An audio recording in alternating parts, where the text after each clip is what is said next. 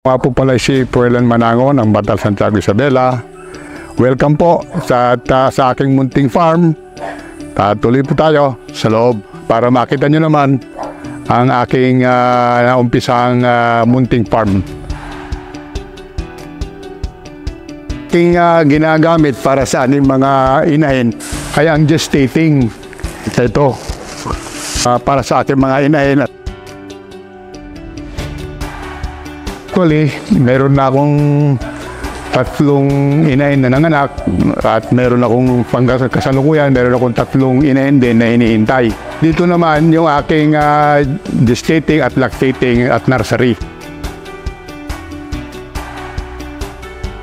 Ito na yung aking kasalukuyang mga inahin. Ang ginagamit na pa for pagkain ay yung mga produkto ng algae. Ang plano rito nakaraan gagawin ko lang patining.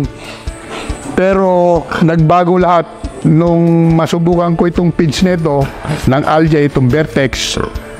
Dahil yung mga alaga kong baboy naging maganda ang outcome. Ang masasabi ko sa mga kapwa ko hog raiser, subukan naman ninyo itong Vertex para malaman ninyo ang pagkakaiba. Po pala si Puelan Manango, certified na kapitbahay mo.